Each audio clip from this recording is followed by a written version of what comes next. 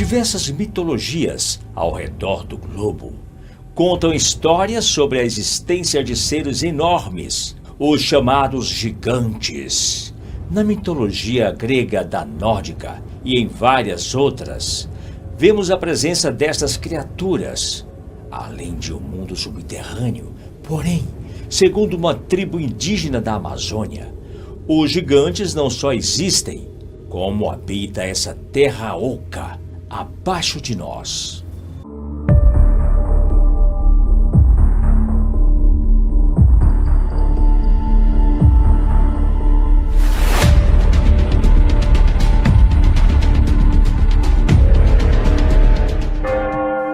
Eu sou Eutímio Carvalho e você está no canal Mistérios do Mundo. Acompanhe comigo mais uma história impressionante.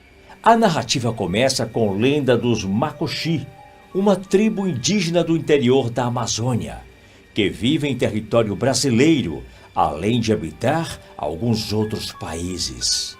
Eles acreditam na divisão do mundo em 3 planos: um superior, um intermediário e um subterrâneo. O intermediário é esse mesmo onde vivemos. Já o superior tem por base o céu que enxergamos, ou seja, está acima de nós. Esse plano superior é chamado de Capragón e é habitado por diversos seres. Lá também vivem da agricultura, da pesca e da caça. Existe ainda o plano inferior, chamado de Guanabaricón. Esse se localiza no subterrâneo da terra que conhecemos. Grande parte dos Macuxi vive em uma região amazônica do estado de Roraima. Talvez seja lá a entrada da Terra Oca, segundo suas lendas. Os Macuxi se consideram todos parentes e descendentes de 2 irmãos míticos, Macunaíma e Enxinquirange. Os irmãos são filhos do Grande Sol, o Ei, e foram os responsáveis pela configuração atual do nosso planeta. De acordo com o portal Para a Amazônia, a tribo possui essas entidades como ancestrais e, por isso, deve fazer a guarda da entrada para o centro da Terra. Essa paisagem fica em algum local da floresta e até o ano de 1907 era utilizada pelos Macuxi. Nessa época, ao entrar em uma espécie de caverna, os indígenas começavam uma jornada de 13 a 15 dias rumo ao interior da terra. Era de extrema importância que a tribo não deixasse outros povos adentrar o local. Caso contrário, a passagem se fecharia. Como era essa jornada para a Terra Oca? Para começar, os viajantes deveriam descer longas escadarias por aproximadamente 3 dias. Nesse início de viagem, o local ainda é bastante rochoso e com aspecto de cavernas escuras, e por isso é necessário o uso de tochas. Porém, após o 3º dia, as tochas não são mais necessárias. As cavernas começam a ter uma iluminação natural, vinda de grandes esferas que brilham do tamanho de melancias. Elas aparecem nas paredes rochosas do ambiente. Depois de mais ou menos 4 a 5 dias, os indígenas ficam não só mais magros, mas começam a sentir a gravidade de maneira diferente. Isso os capacita a andar mais rápido. Após 5 dias, as cavernas começam a se tornar mais e mais espaçosas, até que, em certo momento, fica impossível ver onde realmente ficam seus limites. É possível ver não só uma grande câmara, mas várias cavernas enormes interligadas. Esse gigantesco complexo de cavernas abriga em um dos enormes compartimentos uma estranha fonte de luz. O que são esses estranhos objetos que brilham e geram calor lá no subterrâneo? Os próprios Macuxi das lendas não sabiam, mas era algo que reluzia como sol e que era possível de ser olhado por muito tempo por conta do seu brilho. Com luz e condições ideais, plantas e vegetação aparecem a partir dessa parte do centro da Terra. Quanto mais profunda a região ali, mais extensa e maior fica a vegetação. Só que a partir desse ponto, a história fica ainda mais mítica. Ao chegar na metade do caminho, o ar ali dentro adquire propriedades ainda mais estranhas. Se antes os indígenas sentiam seu peso diferente, nesta profundidade, eles podem até flutuar caso não tomem cuidado. Continuando a jornada, agora de maneira bem veloz, eles finalmente chegam à Terra dos Gigantes. Ao contrário de várias lendas de outros povos, os gigantes aqui não são monstros terríveis. O relacionamento deles com os Makuxi é pacífico, e os seres de até 4 metros de altura são gentis e prestativos. A região dos gigantes é cheia de frutos enormes, além de grandes peixes. Todos esses alimentos são trazidos aos visitantes do mundo exterior pelas criaturas gigantescas. Depois de serem abastecidos com essas comidas bem grandes, chega a hora dos indígenas deixarem a Terra Oca. Depois de serem abastecidos com essas comidas bem grandes, chega a hora dos indígenas deixarem a Terra Oca.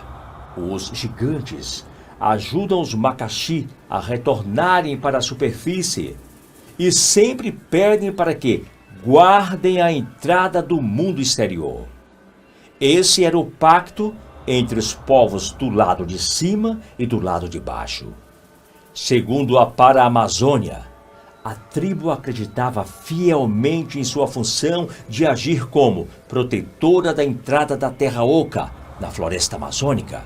Porém, a conexão entre a superfície e o mundo subterrâneo teria sido perdida no século passado.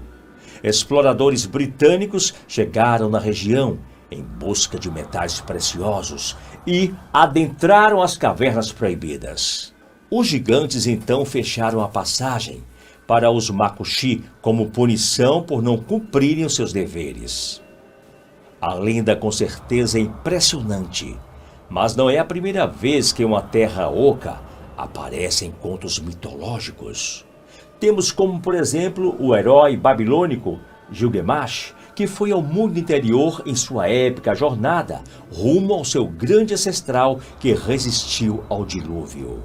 O Hades, da mitologia grega, também era uma espécie de sistema subterrâneo. Já no Egito Antigo, acreditava-se que os faraós tinham certo contato com o submundo e que esse era acessado por meio de túneis secretos escondidos dentro das pirâmides.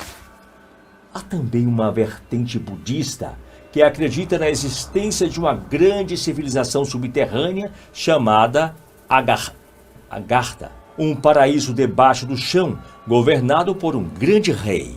Caso você pense que teorias sobre a Terra Oca ocorriam apenas na antiguidade, saiba que você está enganado. Em tempos mais modernos, alguns pensadores também discutiram a ideia. O primeiro foi Edmund Halley, aquele mesmo que descobriu o famoso cometa Halley. Ele concluiu que a Terra tinha campos magnéticos internos, além de teorizar que as auroras boreais seriam de gases vindos do interior da Terra.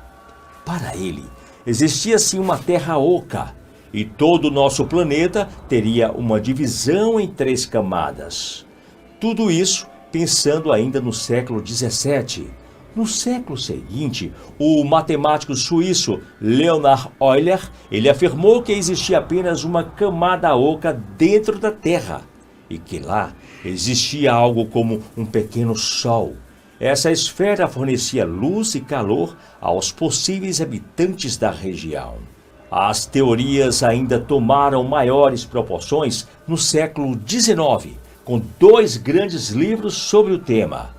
A obra ficcional de Edward Buan Lytton dizia sobre uma sociedade utópica e avançada, que vivia dentro da terra. Eles seriam originalmente da superfície, mas escaparam para o subterrâneo fugindo do dilúvio.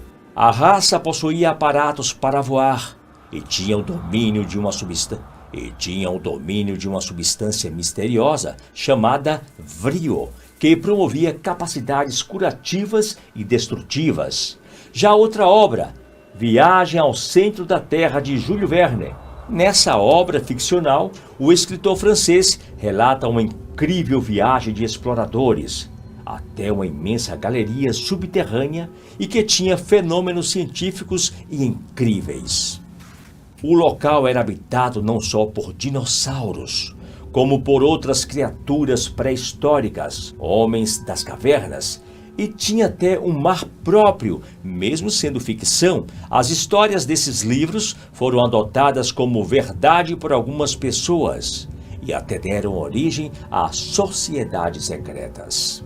Existe um relato de um vice-almirante da Marinha dos Estados Unidos que também contribui para as lendas dos povos Macuxi aqui no Brasil. O relato bate bastante com outras histórias da Terra Oca. Segundo Giannini e Palmer, o vice-almirante Richard Burt alegou ver coisas estranhas durante seu voo pelo Polo Norte em 1947. Ele teria visto não neve, mas massas de terra com montanhas, florestas, lagos, rios e até um animal que parecia um mamute. Tudo isso embaixo da superfície. Sem dúvidas, um relato curioso para alguém que estava em terras gélidas. Apesar de tudo isso, sabemos o que a geologia moderna afirma. A Terra é composta por crosta, manto e núcleo. O núcleo, por sua vez, tem duas partes, uma delas sólida e a outra líquida. Além disso, a aurora boreal é formada pelo impacto de partículas do vento solar com a atmosfera da Terra, canalizada pelo nosso campo magnético, ou seja, não existem campos internos. Existe ainda um outro problema na teoria da Terra Oca, por ter algo semelhante como o Sol para iluminar. Essa pequena estrela precisaria ter pelo menos uma massa parecida com a do Sol. Então, é claro que não caberia dentro do nosso planeta. É difícil comprovar as teorias dos Macuxi, mas a Amazônia ainda contém diversas áreas não exploradas e que podem esconder diversos segredos interessantes. Qual a sua opinião sobre os gigantes? Poderia de fato essas histórias trazerem um fundo de verdade? Deixe seus comentários. Um forte abraço e até o nosso próximo encontro.